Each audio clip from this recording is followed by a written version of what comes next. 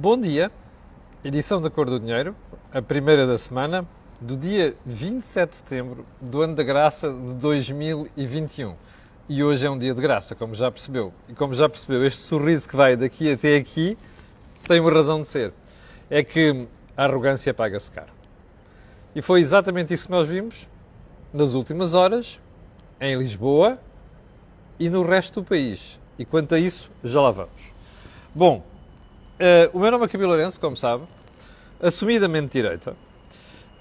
Este canal é um canal que analisa o país à direita e tem um programa chamado Dia D que também olha para o país à direita. E, portanto, não vamos cá estar com tretas, não vamos estar cá com não sei quê, não sei das coisas. Não, aqui é assumidamente de direita.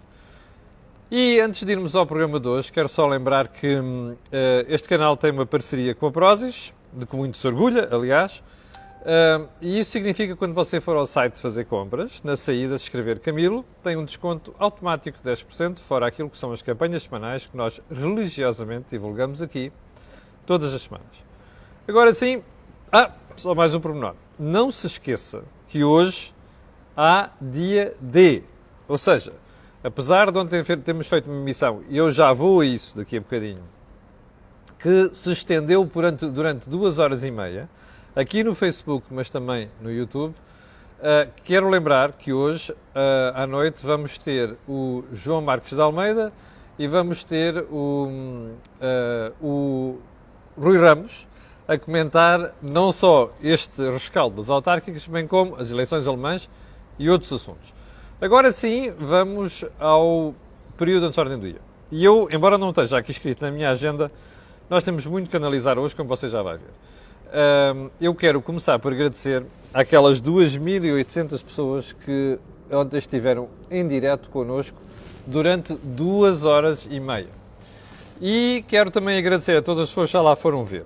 Nós tentámos, neste canal, fazer uma edição, não é alternativa, é diferente daquilo que você normalmente está habituado a engolir. Nomeadamente o mal perder, a falta de vergonha, não há outro nome para designar isto. Vá rever alguns pormenores da noite eleitoral de ontem em alguns canais de televisão para você ficar com vergonha alheia, percebe? Tal é a falta de vergonha, percebe? Tal é a falta de noção de algumas pessoas e dos comentários que fazem, inclusive jornalistas. Jornalistas, ainda mais dizem jornalistas. Bem, vamos então ao período nas ordens do dia e vamos começar por uma vassourada em Arroios. Eu tenho que dizer que, pessoalmente, simpatizo com a Margarida Martins, que era a Presidente da Junta ali daquela freguesia em Lisboa. Mas há uma coisa que nunca gostei em Margarida Martins. Foi o tipo de governação que ela fez sempre, desde que chegou à presidência da freguesia. E nós descobrimos isto na semana passada, através de uma reportagem muito interessante, mas muito explícita e muito clara, da revista Sábado, sobre a praxis de Margarida Martins na freguesia de Arroios. E aquilo é de bradar aos céus. Eu não comentei o assunto da semana passada, porque tínhamos muita coisa para falar, como você reparou, mas fiquei intimamente, além de ter ficado chocado, e volto a dizer porque eu conheço pessoalmente a Margarida Martins e gosto dela como pessoa, fiquei chocado a pensar assim, bem, será que os eleitores vão deixar passar isto? Ora, como sabemos agora, os eleitores não deixaram passar aquilo. E a vitória de Carlos Moedas em Arroios foi mais uma das freguesias que contribuiu para a vitória de ontem. Mas há uma coisa que é preciso dizer aqui, é que quem nos últimos anos achou que era impune e quem nos últimos anos achou que a arrogância fazia política, ontem levou um pontapé violento no baixo ventre, que é para não dizer uma palavra mais vernácula aqui. Levou, vou repetir, levou um pontapé monumental no baixo ventre. E é bom que os políticos, mesmo os do PSD e da direita que ontem tiveram um avanço significativo, aprendam isto. Porque há 2 coisas que eu não vou esquecer. Eu, como sabe, prometi sempre aqui fazer oposição e fazer escrutínio das pessoas que forem eleitas. Até fiz 2 entrevistas. E vou-lhe garantir uma coisa. Se quem for eleito, desde Carlos Moedas até toda a gente que foi eleita à direita, tiver o comportamento que a esquerda teve nos últimos anos, terá aqui uma oposição feroz e sistemática. Não gosto de arrogantes, a democracia é humildade.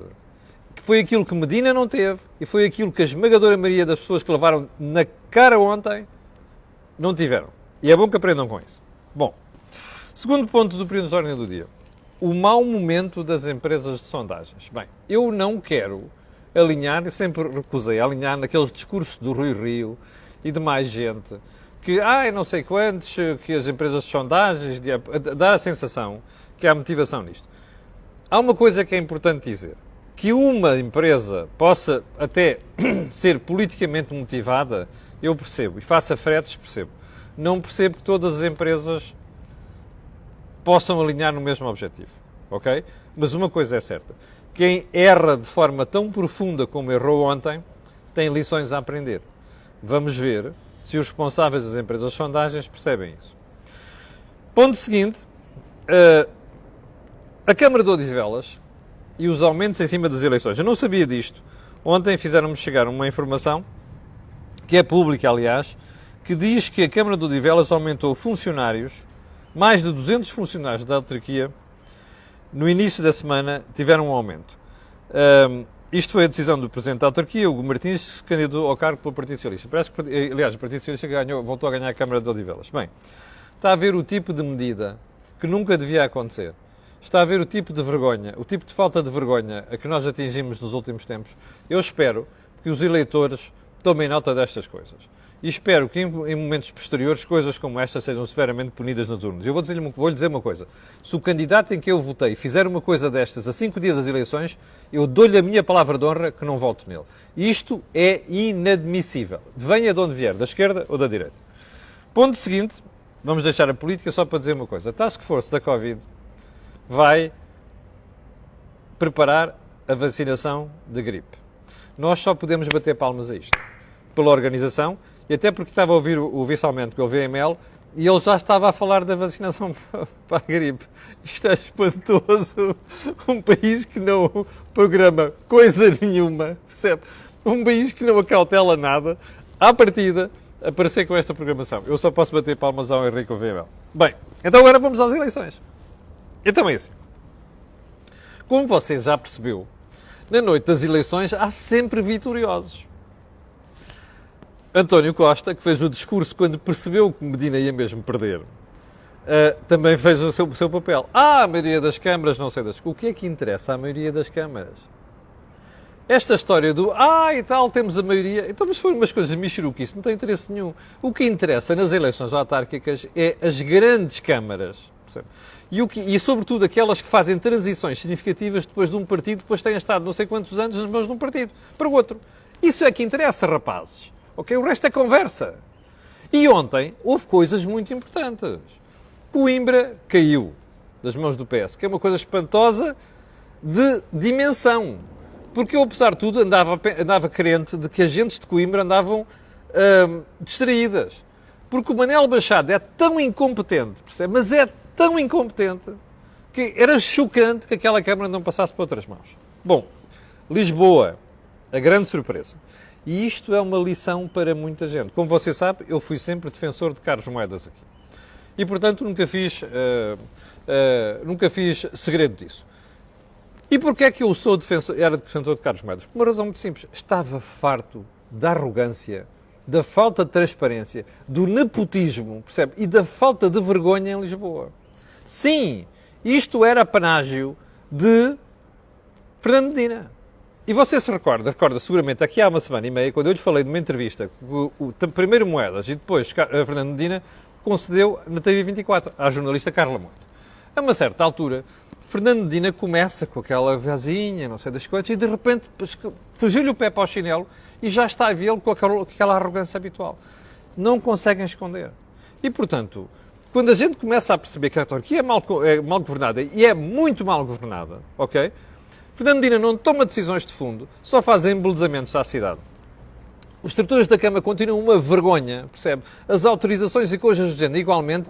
E il mio naso, E Mionaso, quando vê certas decisões em Lisboa, fica sempre a pensar que há alguma coisa por trás. Portanto, isto só podia levar uma vassourada. E levou uma vassourada ontem. E a única pena que eu tenho aqui é perceber que a vassourada não foi de nível significativo. E porquê é que eu digo isto? Como você já percebeu, a esquerda. Aliás, a esquerda tem mais vereadores que a direita em Lisboa. E, portanto, isto vai dificultar a vida a Carlos Moedas. Em todo o caso, há aqui uma lição a aprender. As pessoas não estão a dormir. E, portanto, esta história das eu ganhei e tu perdeste não sei das quantas, isto é uma coisa que vai ter que levar uma reviravolta. Mas vamos ver agora, tintim por tintim, cada um dos partidos. Primeiro ponto, a derrota do PCP. Olha, eu vou bater palmas a Jerónimo de Sousa. Porque pela primeira vez eu vi o PCP admitir a derrota, mas foi Jerónimo de Sousa. Não foi o rapazinho, não é, que vai a todas, chamado João Ferreira. Não foi esse, foi Jerónimo de Sousa. O que só reforça, aliás, aquela simpatia pessoal que eu tenho pelo Jerónimo de Sousa. É um tipo de bem e é um tipo correto. Porque ontem esteve-os no sítio para dizer assim, os resultados do PCP ficam aquém. E ficam mesmo. Porque se você for ver, nós temos aqui surpresas muito grandes no PCP. Porque o PCP, além, obviamente, de não conseguir o objetivo em Lisboa, perde Mora, no Alentejo, Montemoro Novo, no Alentejo, Alpiarça, aqui no Ribatejo. Alpiarça é uma perda brutal, que o PCP controlava aquela brincadeira. Além da Câmara de Louros, onde o Bernardino Soares perdeu a Câmara para o Partido Socialista. E, portanto, o PCP tem aqui uma derrota histórica. Agora, o que a mim me impressiona, e já foi o alvo da conversa ontem na emissão especial, é como é que o PCP não percebe os recados. Há autores como o Rui Ramos e também o Vasco Rato que acham que isto é resultante de uma tendência que começou na Europa, que é o desaparecimento do PCP, do Partido Comunista. Bom, eu acho que tem disso, mas acho que não é suficiente. E, sinceramente, acho que os eleitores começaram ou melhor, têm estado a penalizar fortemente o PCP pelos fretes e pelas festas que faz ao Partido Socialista da Geringonça. E isso ficou claro em algumas câmaras e ficou bem evidente agora com a derrota, mas é uma derrota pesada que o PCP tem. Bom, segundo ponto. A grande derrota do Bloco. Não sei se percebeu. Primeiro o Pedro Filipe Soares ontem, depois a Catarina Martins, grande resultado, não sei o quê, depois ficaram à espera de perceber o resultado em Lisboa, para saber se punham a Beatriz Gomes Dias a falar. Meus amigos, o Bloco perdeu. E perdeu por 10-0. Chama-se em futebol uma cabazada. E este é outro motivo do meu regozijo hoje. Porque a gente que faz política de forma vergonhosa, percebe? Como faz o Bloco e como faz o PAN, tinham de ser penalizados ontem. E foram penalizados, olha, foram penalizados em Lisboa e foram penalizados no resto do país. O que é vergonhoso para o Bloco é perceber de que tem menos vereadores do que o Chega. Bom, é certo que o Chega falhou o objetivo, que era ter uma ou mais câmaras, mas a verdade é que o Bloco tem menos vereadores do que o Chega. Pode ser que o Bispo Louçã aprenda alguma coisa com isto, né? Que é o ideólogo do Bloco de Esquerda. Portanto, Bloco, derrota clara. Bom, PSD. Vamos lá ao PSD. Rui Rio apareceu ontem com aquele seu estilo inacreditável do agora que eu ganhei aqui umas coisas, vou tirar de esforço. Começa a tirar toda a gente. Isto é deplorável. Rui Rio não sabe ter a magnanimidade da vitória. E, de facto, Rui Rio é um dos vencedores da noite. Pode não se gostar, é um dos vencedores da noite.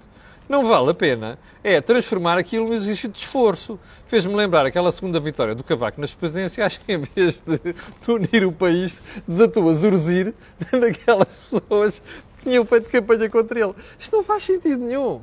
Um dirigente de um partido tem que ser inclusivo. Não pode ser exclusivo de excluir. Percebe? Bem, agora a questão é muito simples. O que é que vai Rui Rio fazer com isto? Já tínhamos percebido que Rui Rio não vai sair liderança do PSD e não vai sair pelo seu próprio pé. Mas como nós sabemos, há muita gente dentro do partido que quer ver Rui Rio fora dali. E nós sabemos também que Paulo Rangel, Miguel Pinto Luz estão a fazer o seu caminho e também sabemos que Luís Montenegro está ali no aguardo. E, portanto, a questão agora é o que é que vão estas pessoas fazer? Porque o Rui Rio, de facto, sai com uma vitória. E como nós falámos ontem na edição especial, e a pergunta que eu fiz aos meus convidados é, então o que é que vamos ter daqui para a frente? Há alguns que acham que nós vamos ter uma evolução da oposição interna, embora, sinceramente, eu acho que hoje há muita gente a pensar e a repensar qual é o passo que vai dar, porque o Rui Rio sai indiscutivelmente reforçado desta história. Bem, ontem falou-se muito no início do fim de um ciclo, neste caso do Partido Socialista. Será verdade? Bom, só os números e as sondagens e as próximas eleições vão confirmar isto. Mas há uma coisa que parece evidente. É que, de facto, os eleitores mostraram ontem que começam a estar fartos daquilo que é a forma de fazer política do Partido Socialista que está no poder.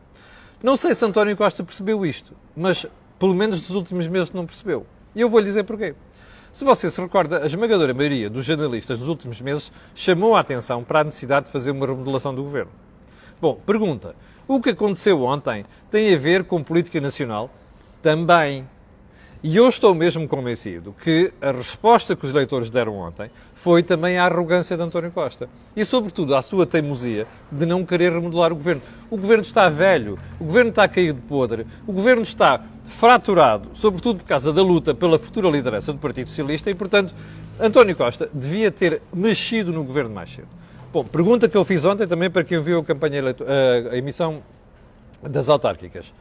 É agora? Vai haver a remodelação? O painel de comentadores está comigo, acha que António Costa é tão teimoso que não vai fazer. Eu estou convencido que não vai ser assim.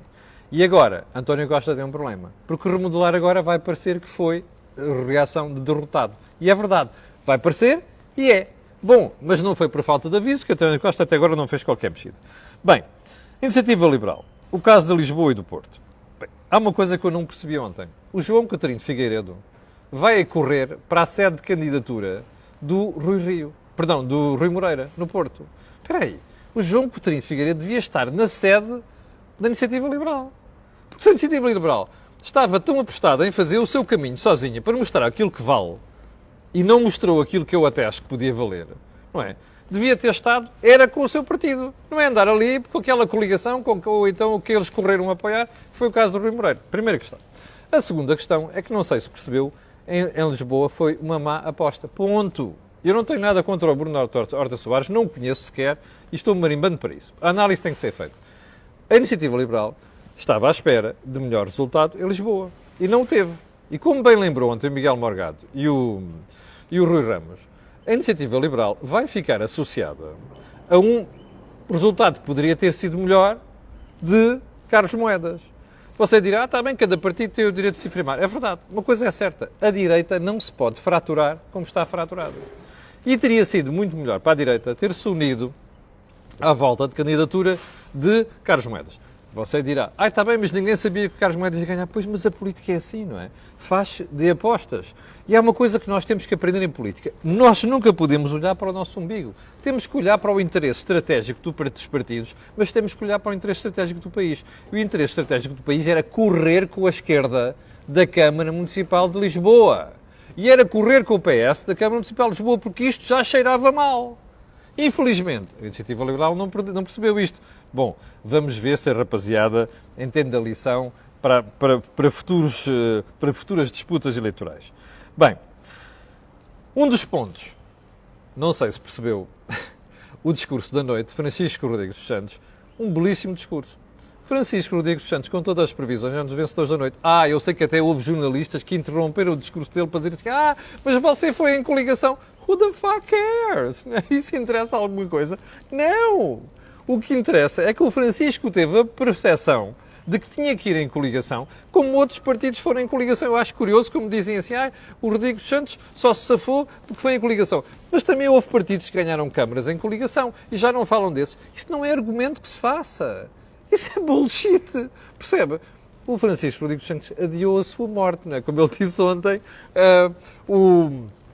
como é que era a frase de Mark Twain? As notícias sobre a minha morte são manifestamente exageradas. E claro que foram exageradas. Agora, isto quer dizer qual é o futuro do CDS?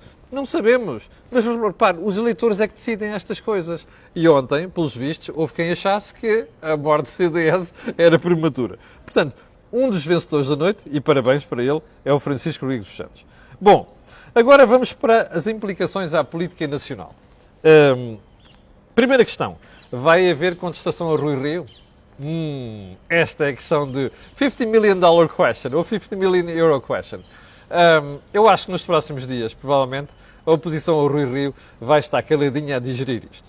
Mas não estou nada seguro daqui por umas semanas, sobretudo que eu acho que o Rui Rio comete erros de palmatória, como nós vimos durante a campanha. Por exemplo, esta vitória de Lisboa é de Carlos Moedas, não é tanto do Rui Rio. Até porque, como bem salientaram os meus convidados ontem, houve alturas em que o PST devia ter entrado com a carga toda, quando foi daquele disparate de Medina, por causa do Medina Gate, por exemplo, e não o fez. Mas o líder do PSD podia ter estado ao lado de Carlos Moedas em mais momentos do que esteve. E também não esteve. E, portanto, eu estou convencido que esta questão da oposição a do Rui Rio é uma questão de semanas. Haveremos de ver. E, sinceramente, eu não estou ligado a nenhuma das correntes. Aliás, eu não tenho partido, ok? É como você já percebeu aqui. Segundo ponto. Vai haver remodelação do governo? António Costa é muito teimoso, mas eu acho que se ele quiser ser tão teimoso como a malta do Titanic, vai acabar por ir ao fundo com a orquestra, porque acho que agora tornou-se inevitável e claro de que António Costa quer remodelar o governo. Ponto seguinte. Isto representa o fim das hipóteses de Fernando Medina? Olha, lembra-se do Mário Soares? Bom, eu sei que Medina não é Mário Soares. Durante não sei quantas décadas disse que Mário Soares estava acabado. E Mário Soares deu sempre a volta por cima. Inclusive em 86, quando ganhou as eleições, qual Fênix renascida. Portanto, em política não há ninguém liquidado para todo sempre. Mas uma coisa é certa. Fernando Medina levou uma banhada tão grande ontem que eu acho que ele dificilmente se levanta nos próximos tempos. E há uma implicação muito importante aqui. É que Fernando Medina e os meus convidados não desenvolveram isto bem ontem, talvez por cautela. Vamos ver o que é que se diz hoje no dia D. Mas eu acho que Fernando Medina acabou para a liderança do Partido Socialista. E agora a questão é o que é que se vai passar a partir daqui. Se isto vai passar para outro plano, a luta interna do Partido Socialista. Uma coisa é certa, que é o ponto seguinte. Pedro Nuno Santos tem um partido a seus pés? Bom, não há vitórias garantidas como nós vimos ontem com Carlos Moedas. Mas uma coisa é certa. Pedro Nuno Santos tem menos um adversário à liderança do Partido Socialista. E se António Costa, que não aprendeu a lição, pelos vistos, que é não pode fazer política a privilegiar pessoas, isto é uma estupidez nos partidos, o Cavaco cometeu o mesmo erro, António Costa está a cometer o mesmo erro. Os eleitores não são estúpidos e, portanto, Medina, do ponto de vista da liderança do Partido Socialista, para já está fora de contenda. Caput. É o fim de Medina? Não acredito nisso. Em política não há fim de ninguém, muito menos fins antecipados. Bom, mais lições da noite de ontem. O PCP vai de declínio em declínio. Eu estou mesmo convencido que o PCP não se levanta. E já agora, João Ferreira, que é um candidato de outra geração, devia pensar duas vezes nisto. Porque, repare, o PCP não se reforma. Aquilo é um núcleo duro, que diz sempre as mesmas coisas, faz sempre as mesmas apostas. Repare, João Ferreira é candidato ao Parlamento Europeu, é candidato às presidenciais, é candidato a Primeiro-Ministro, é candidato a Presidente da Câmara de Lisboa, é candidato a tudo. E não vai a nada, não consegue nada, está a perceber? Porque ontem o PCP teve uma votação vergonhosa em Lisboa. Portanto, o PCP vai de declínio em declínio. Pelo visto, insisto em não perceber isto, a seu tempo perceberão quando olharem para as urnas e descobrirem que afinal já valem para aí 2 ou 3%. É tudo uma questão de tempo. Segunda lição, eu não sei se o Dr. António Costa percebeu ontem, se não percebeu, devia ter percebido que não compensa andar para aí a oferecer maternidades, ok? Como aconteceu em Coimbra. A derrota do PS em Coimbra é clamorosa, estrondosa. Já agora, António Costa, espero que tenha tomado devida nota da pouca vergonha que fez a atacar a Galp como atacou. Como vocês sabem, eu perdi aqui quase o juízo e quase as tribeiras a comentar o que se passou com a Galp. Aquilo foi deplorável. E, portanto, eu espero que o António Costa tenha percebido que não compensa fazer política porca. Nem aqui, nem em lado nenhum. O que fez à Galp é abaixo de cão. Não há um Primeiro-Ministro no mundo inteiro que faça a figura, a não ser o Maduro e o Chávez. Não há um Primeiro-Ministro que faça a figura que o António Costa fez. E, portanto, a derrota de ontem é também esta forma vergonhosa e porca de fazer política que o António Costa andou a fazer nas últimas semanas. Bom, ponto seguinte, o PST também não se livra de uma crítica. Eu não sei se percebeu o que aconteceu em Viseu. Uma certa altura em que quase suspeitou que o PST podia perder a Câmara de Viseu. Pois, sabe porquê? Porque vai buscar um dinossauro. Alguém que já devia estar em casa, eu já nem vou comentar as questões de pintar o cabelo, que não cabe aqui na cor do dinheiro, como já alguns espectadores andaram para aí a comentar, mas o PST tem de perceber que não pode ter dinossauros. Eu sei que isto tem a ver com a morte do António Almeida Henriques, que o PSD foi apanhado de surpresa. Mas o PSD tem que ter uma alternativa para situações destas, não é? Não compensa ir buscar dinossauros que já deviam estar fora da política, como é o caso do Fernando Ruas. Eu não tenho nada pessoal contra ele, nem sequer o conheço. Bom, mais uma lição para o PSD. Foi a Figueira da Foz.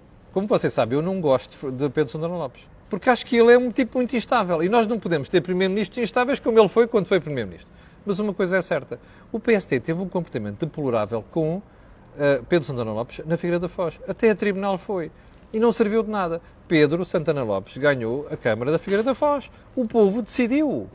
O PSD vai aprender alguma coisa com isto? Aguardemos. Vamos ver. Mais uma pergunta. Não é uma pergunta, é uma análise. O papel de certos jornalistas e comentadores. Eu ontem, apesar de ter estado uma boa parte do meu tempo na edição especial que nós fizemos aqui no canal A Cor do Dinheiro, tive a oportunidade de ver o comportamento de certos comentadores e analistas. Eu fico espantado como é que alguns ainda têm carteira profissional. Em segundo lugar, é bom que percebam a vergonha que passaram ontem com os resultados eleitorais. A menos que queiram perder credibilidade. Mas pronto, isto é apenas uma reflexão. E não vou citar nomes, que foram vários. Bom, vamos mudar de tema, porque hoje o meu jornal, o Jornal de Negócios, diz em manchete uma coisa curiosa, que é uma sondagem que diz que Marta Temido é a preferida para suceder António Costa no Partido Socialista. Bom, olha, esta é a piada do dia. Se você quiser comentar, faça o favor. Vamos passar à frente. Ainda vamos voltar a este tema de outra ocasião. E agora vamos às frases da semana. António Costa ontem. O PS é o partido que ganha consecutivamente 3 eleições autárquicas. Who the hell cares? Perdeu ontem de forma estrondosa em certas capitais. Perdeu ontem de forma estrondosa em autarquias importantes. Esta é a lição. A segunda frase de António Costa seguramente não foi a minha última campanha eleitoral. Esta é a última lição que eu acho que eu quero tirar hoje. António Costa é um perdedor em campanhas eleitorais. António Costa não sabe fazer campanhas eleitorais. António Costa perdeu o papel de Passos Coelho. António Costa perdeu agora. E não perdeu as legislativas porque não tinha uma pessoa à altura. António Costa não sabe fazer campanhas. É um tipo cheio de talento, faz tudo e mais alguma coisa. Há uma coisa que ele não sabe fazer. Campanhas eleitorais e sobretudo discussão tete a tete. António Costa não é bom nisto. E falha clamorosamente. Desta vez, como você sabe, foi a arrogância, foi a história das maternidades e foi o disparate da Galp. Espero que tenha aprendido alguma coisa com isto. Mas uma coisa é certa. Se a direita quiser que isto represente uma viragem, vai ter muito tempo para trabalhar, vai ter muito de trabalhar nos próximos tempos. E pronto, ficamos por aqui.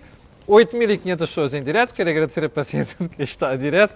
Quero pedir a estas pessoas aquilo que peço sempre, que é colocarem um gosto e fazerem partida nas redes sociais.